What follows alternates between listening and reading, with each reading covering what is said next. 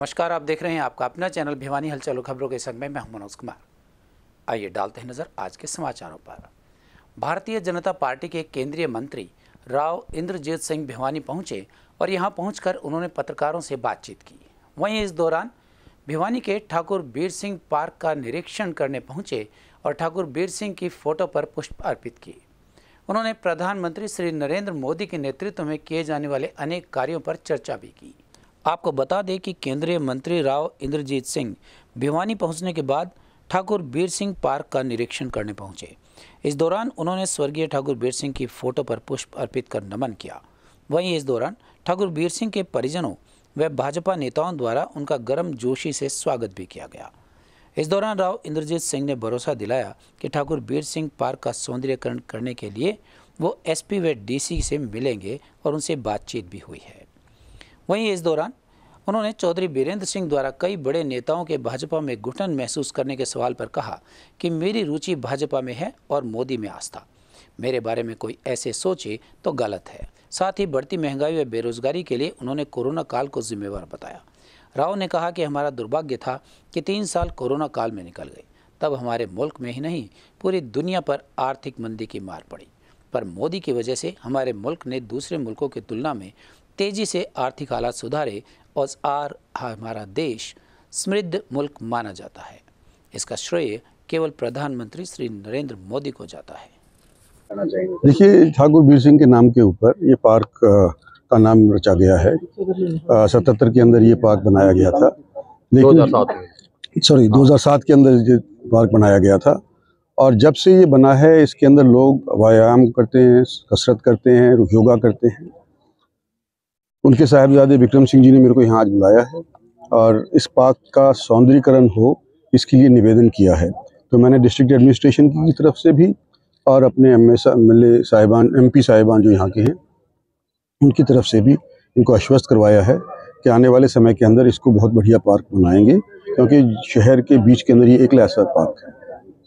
Sir, राजनीतिक माहौल है, 120 के चुनाव में हर नेता हर पार्टी जुटी है। क्या मानते हैं कि राव इंद्रजीत बीजेपी के नैया पार लगाएंगे या फिर अदल बदल, क्योंकि बीरेंद्र सिंह से? मैं तो बीजेपी के अंदर एमपी भी हूँ, मंत्री भी हूँ केंद्र सरकार के अंदर। रुचि मेरी बीजेपी के अंदर ही है, नरेंद्र भाई के अंदर आस्था है। तो मैं समझता हूँ मेरे बारे में इस तरह की कोई सोच करता है तो गलत है। तो सर, क्या मानते हैं कि जिस उद्देश्य को लेकर बीजेपी सत्ता में आई थी, महंगाई बेरोजगारी अब निरंतर बढ़ रही है, इस पर लगाम लगनी चाहिए?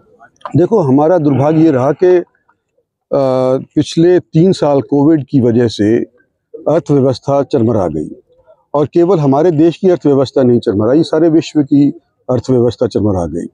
लेकिन जो हमने रिकवरी करी है और मुल्कों की निस्बत अगर हमको तुलना करी जाए तो हम सबसे फास्टेस्ट ग्रोइंग इकोनॉमी है। तो 3 साल ये हमारे बेकार बेशक गए हों, पर हमारा नाम विश्व के अंदर एक समृद्ध मुल्क के तौर के ऊपर बनने लगा है।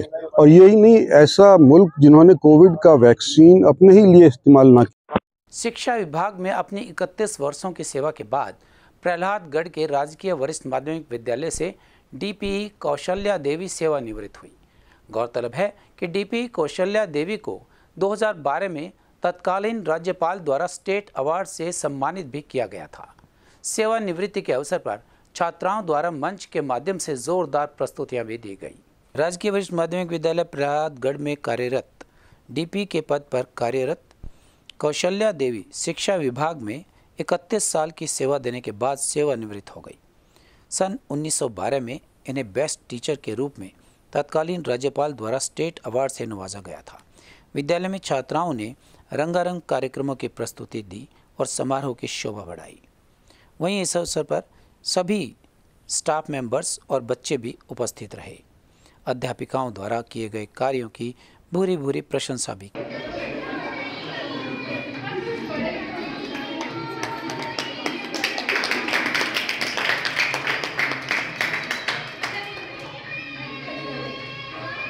छोटी काशी भिवानी के नया बाजार स्थित रघुधाम भूतों वाला मंदिर में गत वर्षों की भांति इस वर्ष भी फागुन माह में 2 दिवसीय श्याम रंगीला उत्सव का भव्य आयोजन किया गया। इस अवसर पर बाहर से आए अनेक भक्त एवं भजन गायक पधारे और बाबा का गुणगान किया। इस उत्सव में दिल्ली से पधारे संजय भूत व मुंबई से शशि भूत ने बताया कि कुल देवता बाबा कन्हीराम की पुण्य स्मृति में फागुन माह की नवमी को लगभग 38 वर्षों से यह कार्यक्रम मनाया जा रहा है। मीडिया प्रभारी संदीप भूत ने बताया कि नवमी को एक शाम सांवरिया के नाम भजन संध्या और 10वीं को श्रद्धेय बाबा कन्हीराम की स्मृति में 51 ब्राह्मणों को भोज करवाकर भंडारा किया गया। कार्यक्रम हेतु प्रतिवर्ष मुंबई, सूरत, कोलकाता, दिल्ली, जयपुर, कटक, गुवाहाटी और अन्य प्रदेशों से मंदिर से जुड़े भक्तजन भूत परिवार छोटी काशी पहुंचते हैं और फागुन उत्सव में शिरकत कर पूजा अर्चना कर देश व समाज में सुख, शांति व भाईचारे हेतु प्रार्थना करते हैं। इस अवसर पर बाहर से आए अनेक भजन गायकों ने सुंदर सुंदर भजनों से भक्त जनों का मन मोह लिया।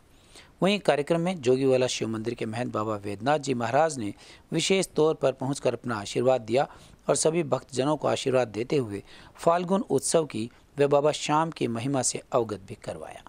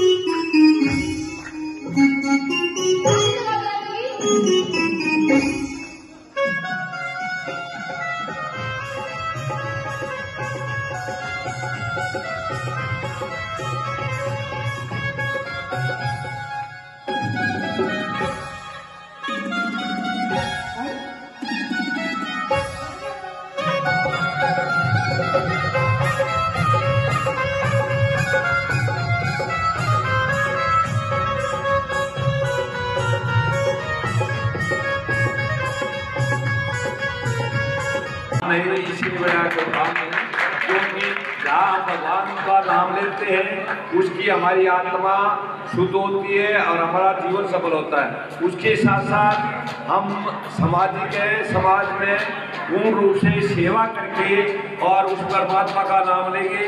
उसके साथ साथ किसी भी कामना से, जो कि हम पहली भक्ति होती है वो कामना के विचार से होती है। मैं संजय भूत में दिल्ली से आया हूँ। ये हमारा वार्षिक उत्सव है। ये हमारा लगभग 1857 से मंदिर है।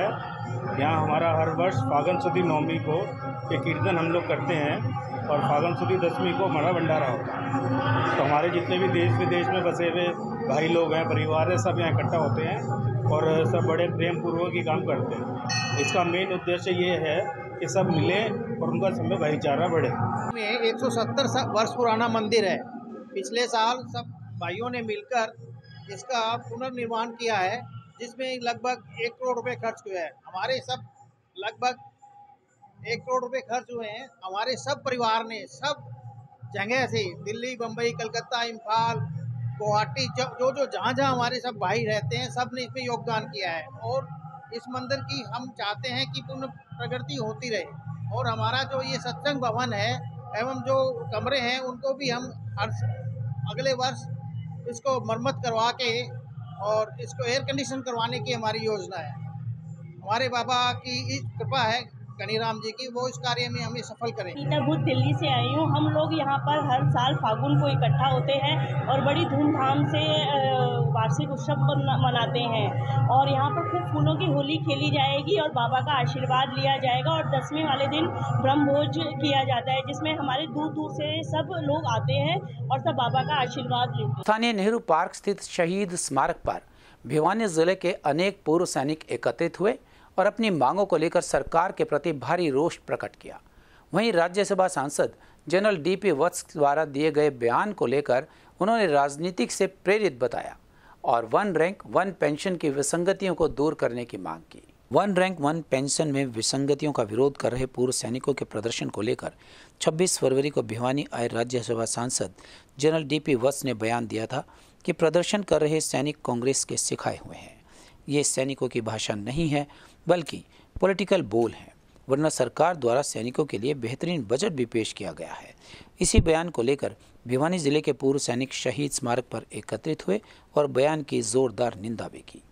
सैनिकों ने कहा कि जनरल डीपी वत्स का बयान बेहद ही निंदनीय है। सैनिक होते हुए इस तरह की बयानबाजी अशोभनीय है। 30 साल नौकरी करने के बाद रिटायर हुए थे। अभी आरोपी जो हमें मिला है उसमें हमारे साथ काफ़ी विसंगतियां हुई हैं, जिसका हम लोग विरोध प्रदर्शित कर रहे हैं। सबसे पहला विरोध तो हमारा मेजर जनरल डीपी वत्स ने हम सब लोगों को लेबल करने की कोशिश की है कांग्रेसी बता करके। हम उनको ये बताना चाहते हैं कि हमारी 37वीं कौम है और हम किसी पॉलिटिकल पार्टी से संबंध नहीं रखते हैं। यहाँ खड़े होकर के हम 2 मैसेज देना चाहते हैं, एक सरकार को और एक भारत के जो सैन्य अधिकारी उनको। भारत की सरकार के लिए मैसेज ये है कि हम लोग 124 करोड़ वोटों को कंट्रोल करने वाले हैं। आज तक हम लोग सिर्फ और सिर्फ सरकार के साथ रहे हैं, हमारा किसी पॉलिटिकल पार्टी से कोई संबंध नहीं है। इस सरकार ने जवानों के लिए ओआरओपी में 70,000 करोड़ रुपए दिया है, इसलिए वो उसके बधाई के पात्र हैं। लेकिन जो सिस्टम बना हुआ है उस सिस्टम ने इस तरह से विसंगतियां पैदा कर दी हैं कि कुछ आदमियों को तो 2 रुपये मिले हैं और किसी को 100 रुपये मिले हैं। ये विसंगति बर्दाश्त नहीं की जा सकती, इसलिए हम इसका विरोध प्रदर्शन कर। पिछले वर्ष 1975 मेरी पेंशन जो है ना 12,420 है, जो कि नौकरी मेरी 20 साल करवाई, 12.5 में वो काट दिया 3 मई 1975 में। तो मैंने पेंशन की होना चाहिए पेंशन। मैं सूबेदार मेजर दिलवर सिंह। जैसा कि आपको पता है कि ये पहले जो है ना जनरल सतवीर साहब की अध्यक्षता में इसको शुरू किया गया था। उसके बाद जनरल सतवीर साहब के टाइम जो है ना क्या किया क्या नहीं किया, उसमें जेसीओ द्वार को उसमें शामिल नहीं किया गया था जंतर मंतर के ऊपर। उसके बाद सेना के यहाँ से ओनली जेसीओ जबली कोर की तरफ से 20 तारीख को यहाँ पर जो है ना जंतर मंतर को कॉल किया गया था और उसमें लाखों की तादाद में वहाँ पर जो है ना सैनिक इकट्ठा हुए थे। उसके बाद से लेके हमारी मांग ये है, मेन मांग कि एमएसपी के ऊपर सबसे ज़्यादा रोष है हमारे के। एमएसपी जो जेसीओ द्वार का 5200 और ऑफिसर्स का 15,500 रुपये है। ये बिल्कुल सही नहीं है। अगर मान लो 2006 से लेके और आज अगर देखें तो जेसीओ द्वार को क्या सैलरी मिली है और ऑफिसर्स को उसमें क्या मिला है। इससे जो ओआरओपी 2 के अंदर 35,800 करोड़ रुपये भारत सरकार ने जो है ना अलॉट किया था, उसमें से 35,800 में से मात्र 3% जो है ना अधिकारी मात्र 3% पैसा किसको चलेगा और 97% पैसा किसको चलेगा। ये एक बहुत ही सोचने की बात है। तो हमारी मांग ये है कि ओआरओपी का जो मसला है चाहे कैसे भी हो, ओआरओपी सबका एक ही होना चाहिए। 1 मार्च को मुख्यमंत्री गृह जिले में होने वाले प्रदर्शन को लेकर कर्मचारियों ने कमर कस ली है। इस बारे में हरियाणा कंप्यूटर प्रोफेशनल संघ के जिला प्रधान पवन कौशिक ने विस्तृत जानकारी देते हुए बताया कि DITS कर्मचारियों की मांग पर विचार कर उन्हें तुरंत प्रभाव से पूरा किया जाए, अन्यथा वो अपना रोष जारी रखेंगे। इस मौके पर हरियाणा कंप्यूटर प्रोफेशनल संघ के जिला प्रधान पवन कौशिक ने कहा कि 11 सितंबर 2019 को भारतीय मजदूर संघ हरियाणा के साथ मुख्यमंत्री की अध्यक्षता में बैठक हुई। बैठक में DITS कर्मचारियों को सेवा नियम लाभ दिए जाने पर सहमति बनी थी, लेकिन सरकार की लचर व कर्मचारी विरोधी कार्यप्रणाली के चलते कर्मचारी सेवा नियम के लाभ से अभी तक वो वंचित हैं। इसके अलावा 12 सितंबर 2022 को मुख्यमंत्री की अध्यक्षता में हरियाणा सिविल सचिवालय में हुई भारतीय मजदूर संघ हरियाणा के प्रतिनिधिमंडल की बैठक में DITS कर्मचारियों की मांग पर विचार करते हुए सेवा नियम में संशोधन किए जाने व हरियाणा कौशल रोजगार निगम से बाहर रखने की मांग रखी गई थी, जिस पर भी आज तक सरकार ने कोई फैसला नहीं लिया है, जिसके चलते कर्मचारियों में भारी रोष व्याप्त है। हमारा आंदोलन में यही मांग थी कि हमारे जो सर्विस रूल 2019 में जारी किए थे वो अभी तक लागू नहीं किए हुए। हमने कई बार ज्ञापन दे दिया तहसीलदारों को, SDM साहब को, माननीय उपायुक्त महोदय को और CM साहब को। अभी तक हमारी मांगों का कोई समाधान नहीं हुआ है। आगामी आदेशों तक हमने ये घोषणा की है कि जब तक हम पब्लिक का काम रोकेंगे नहीं, आप देख सकते हो भीड़ कितनी है, हम पब्लिक का काम रोकेंगे नहीं, लेकिन काले बिल्ले लगा के हम प्रशासन का विरोध करेंगे आगामी आदेशों तक। अगर हमारी स्टेट के आगामी आदेश आते हैं तब तक हमने काले बिल्ले लगा के काम। स्वच्छ भारत मिशन के जिला इंचार्ज सन्नी शर्मा ने नगर परिषद के सुपरवाइजर और कर्मचारियों को साथ लेकर नगर के विभिन्न हिस्सों में अभियान चलाया और सिंगल यूज प्लास्टिक के इस्तेमाल पर दुकानदारों को चेतावनी देकर छोड़ दिया। वहीं उन्होंने लोगों से सिंगल यूज़ प्लास्टिक इस्तेमाल न करने की अपील भी की। इस दौरान सनी शर्मा स्वच्छता भारत मिशन के जिला इंचार्ज ने बताया कि 1 जुलाई 2022 से सरकार ने पूरी तरह से सिंगल यूज़ प्लास्टिक पर बैन लगा दिया था, लेकिन फिर भी शहर में जगह जगह सिंगल यूज़ प्लास्टिक इस्तेमाल किया जा रहा है। इसी को लेकर शहर में नालियों में पॉलीथीन सीवरेज सिस्टम को ब्लॉक किए जा रही हैं, क्योंकि सिंगल यूज़ प्लास्टिक जैसे पॉलीथीन मैनहोल और नालियों में फंस जाते हैं, जिसके कारण आए दिन सीवरेज जाम की समस्या बनी रहती है।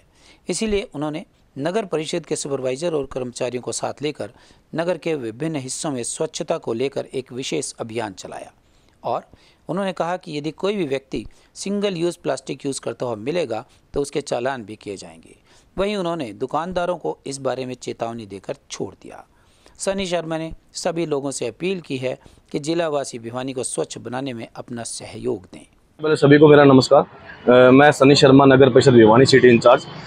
आज हमारा स्पेशल अभियान सिंगल यूज़ प्लास्टिक बैन को लेके आप सभी को पता है कि 1 जुलाई 2022 को मतलब पिछले साल हमने एक मुहिम चलाई थी कि सेंट्रल पोल्यूशन कंट्रोल बोर्ड ने पूरे इंडिया के अंदर उसको सिंगल यूज़ प्लास्टिक को कम्प्लीटली बैन कर दिया है। बट फिर भी भिवानी का अगर मैं जिक्र करता हूँ तो दुकानों के ऊपर या इवन अगर कोई भी शादी वगैरह होती है, ओकेजन होता है, कोई पार्टी होती है या कहीं भी हम किसी भी ओकेजन पे जाते हैं तो सिंगल यूज़ प्लास्टिक बहुत ज़्यादा यूज़ हो रहा है। ठीक है, जो उसको यूज़ कर रहा है वो भी गलती में है और जो उसको बेच रहा है वो भी गलती में है। अभी हम फिर से एक बार एक अवेयरनेस लेके आए हैं कि अवेयरनेस के थ्रू हम एक मैसेज दे रहे हैं कि सिंगल यूज़ प्लास्टिक को आप कंप्लीटली बैन करो, उसको नो कहो, क्योंकि आप तो सिंगल यूज़ प्लास्टिक को इतना इजी उसको यूज़ कर लेते हो, बट उसका कलेक्शन, उसका ट्रांसपोर्टेशन, उसका ट्रीटमेंट हो पाना, उसका रिसाइकल तो वो हो ही नहीं सकता, उसका ट्रीटमेंट हो पाना सरकार का उसमें करोड़ों रुपया खर्च हो जाता है। तो प्रशासन का सहयोग देना आपका जरूरी है, क्योंकि भिवानी आपकी, आप भिवानी के हो, क्योंकि भिवानी को कोई और साफ नहीं कर सकता, सिर्फ और सिर्फ आप ही साफ कर सकते हो। और अभी जैसे मेरे साथ धर्मवीर जी खड़े हैं, मैनेजर सुपरवाइजर खड़े हैं, तो इन्होंने मैंने इनकी ड्यूटी लगाई थी कि आप भिवानी के सभी स्टॉल्स पे, सभी शॉप्स वगैरह पे जाओ, रेस्टोरेंट में जाओ, जहाँ पे भी सिंगल यूज़ प्लास्टिक यूज़ हो रहा है तो आप उसका मतलब एक तहकीकात करो कि कहाँ मतलब कितने वेट के अंदर, कितने अमाउंट के अंदर वहाँ पे यूज़ हो रहा है एंड कौन यूज़र है। ठीक है, देन अभी इन्होंने जैसे अभी इसको सर्वे किया 1-2 दिन के अंदर, तो मेरे पास एक रिपोर्ट आई है। एक बड़ी शर्म के साथ कहना पड़ रहा है कि मुझे ये उम्मीद नहीं थी कि भिवानी की जनता प्रशासन का सहयोग नहीं देगी, बट आज हम ऐसे मोड़ के ऊपर खड़े हैं कि जहाँ पे अगर हम कूड़े के डंपिंग ग्राउंड पे जाते हैं या इवन गली नाले के अंदर देखते हैं, नालों के अंदर देखते हैं या जोड़ वगैरह तालाब में देखते हैं, तो पन्नी वगैरह, सिंगल यूज़ प्लास्टिक का डिस्पोजल हो गया, चाहे वो चम्मच हो गया, चाहे कुछ भी सिंगल यूज़ प्लास्टिक का कोई भी आइटम हो, वो धड़ाधड़ पानी के अंदर बहता हुआ जा रहा है। कभी किसी का नाला ब्लॉक हो गया, किसी का सीवर रुक गया। तो सभी से, जनता से मेरी यही अपील है, प्लीज सिंगल यूज़ प्लास्टिक को नो कहें और प्रशासन का अपने अंदर, प्रशासन में अपना योगदान दें। आज हमने बाजारों के अंदर, दुकानों के ऊपर चेक किया गया अभियान के द्वारा। कुछ जगह तो सिंगल यूज़ प्लास्टिक मिला है और कुछ जगह नहीं मिला है। जो नहीं मिला है उसके लिए अच्छी बात है कि वो प्रशासन के अंदर अपना सहयोग दे रहा है, बट जो मिला है, जिनके पास, हमने उनको चेतावनी भी दी है कि वो सिंगल यूज़ प्लास्टिक का यूज़ न करें, अन्यथा उनके ऊपर विभागीय तौर पर कार्रवाई अमल में लेके आई जाएगी। भिवानी में बुधवार को सरकार के निर्देश एवं state drug control officer Shri Manmohan Taneja के आदेश पर ड्रग एक्ट के बारे में लोगों को जागरूक करने के लिए एक वर्कशॉप का आयोजन किया गया। इस अवसर पर श्री रमेश शोरान व श्री रजनीश धानीवाल ने ड्रग एक्ट के बारे में समझाया, तो केमिस्ट एसोसिएशन ने उन्हें आश्वासन भी दिया। वरिष्ठ औषधि निरीक्षक श्री रमन शोरान ने कहा कि कोई भी दवा विक्रेता सरकार द्वारा निर्धारित कीमत से ज़्यादा रेट पर दवा न बेचे और बिना डॉक्टर की पर्ची के दवा भी न दे। इन दवाओं की खरीद और बिक्री का रिकॉर्ड रखे, समय पर अपना लाइसेंस रिन्यू करवाए। दवा विक्रेता एमपीटी किट और नशे की कोई दवा न बेचे। Drug control officer Shri Rajneesh Dhaniwal ने विस्तार से ड्रग एक्ट के बारे में भी समझाया। उन्होंने कहा कि जो लोग मेडिकल डिवाइस रखते हैं उन्हें अलग से अपनी शॉप का फार्म नंबर 41 भरकर रजिस्ट्रेशन करवाना होगा। अपने फ्रिज का टेम्परेचर दवा के मुताबिक सेट करें। एक्सपायरी दवा के लिए अलग बॉक्स बनाकर रखें और उस पर नॉट फॉर सेल लिखें। भिवानी केमिस्ट एसोसिएशन के प्रधान देवराज मेहता और सचिव अशोक गोयल ने ड्रग डिपार्टमेंट को आश्वासन दिया कि भिवानी का कोई भी दवा विक्रेता सरकार द्वारा निर्धारित कीमत से ज़्यादा दवा नहीं बेचेगा और बिना पर्ची के दवा भी नहीं बेचेगा। विभाग का आदेश जो भी होगा उसकी पालना की जाएगी। आज हमने स्पेशल हमारे drug control department, FDA commissioner व state drug controller Manmohan Taneja ji के आदेश अनुसार हमने अभी प्राइस मॉनिटरिंग यूनिट PMRU नया जो गवर्नमेंट ऑफ इंडिया ने बनाया है, जिसके तहत ड्रग्स की प्राइस की मॉनिटरिंग करनी है। हमने प्राइस पे ध्यान देना है, कुछ ज़्यादा प्राइस में कोई ना बेचे। लेकिन उससे पहले हर एक जो कमिस्ट है हमारा, जो इसको सेल करने के जो भी मेडिकल शॉप्स हैं, उन पे अवेयरनेस प्रोग्राम है कि उनको अवेयर किया जाए इसके बारे में कि ये जो ज़्यादा प्राइस पे बेचना ये ऑफेंस है। इसकी मॉनिटरिंग अलग से हो रही है। मॉनिटरिंग के लिए यूनिट बनाए गए हैं। कोई आएगा कमिस्ट से दवाई खरीदेगा, उनको नहीं पता चलेगा ये ज़्यादा रेट पे बेची हुई है, तो फिर उसके ऊपर एक्शन होगा। तो एटलीस्ट गवर्नमेंट ऑफ इंडिया का ये प्रोग्राम है, उसके तहत आज हम कमिस्टों की अवेयरनेस के लिए प्रोग्राम कर रहे हैं। इसके साथ साथ आज जन औषधि वीक भी बना रहे हैं हम, जो प्रधानमंत्री भारतीय जन औषधि परियोजना है उसका वीक भी है, 1 मार्च से लेकर के 7 मार्च तक। उसके बारे में भी हम जन औषधि के जो फायदे हैं या जन औषधि से रिलेटेड कोई इनकी प्रॉब्लम्स है, जन औषधि से लाइसेंस कैसे लेंगे, उनके बारे में भी अवेयरनेस प्रोग्राम ये है। ये भी गवर्नमेंट ऑफ इंडिया का ही प्रोग्राम है, ताकि लोगों को सस्ती अफोर्डेबल रेट पे और क्वालिटी की दवाइयाँ मिल सकें। आज सरकार के निर्देश अनुसार और हमारे state drug controller Shri Manmohan Taneja के आदेश पे एक PMRU की वर्कशॉप लगी है, जिसमें हमारे आदरणीय रमन शरण जी SDCO भिवानी और रजनीश धानीवाल जी DCO भिवानी आए हुए हैं, जो हमें इस बारे में जागरूक कर अवेयरनेस प्रोग्राम है ये सही मायने में। भाई हम दवाई कौन सी दवाई हमने पर्चियों में बेचनी है, कोई बिना पर्ची पे बेचनी है, किस रेट में बेचनी है और कौन सी दवाई हम नहीं बेच सकते, उसके लिए ये आज हमें अवेयर किया गया है। ये सरकार की मंशा अच्छी है। वैसे तो ड्रग एक्ट में लिखा हुआ है, जिसने ड्रग लाइसेंस ले लिया तो उसको इसकी नॉलेज होनी चाहिए, मैंने कौन सी दवाई बेचनी है, कौन सी बिना पर्ची नहीं बेचनी है और किस रेट पे बेचनी है। लेकिन सरकार ने हमें अवेयर करने के लिए ये प्रोग्राम रखा है। मैं इसके लिए तनेजा जी का धन्यवाद करूंगा, हमारे स्टेट ड्रग कंट्रोल ऑफिसर का, और हमारे अफसर रमन शरण और रजनीश धानीवाल जी का भी आभारी हूँ, जिन्होंने आके हमें अवेयर किया। हमारे संग में बस इतना ही। अगले के लिए देखते रहेगा आपका अपना चैनल भिवानी हलचल।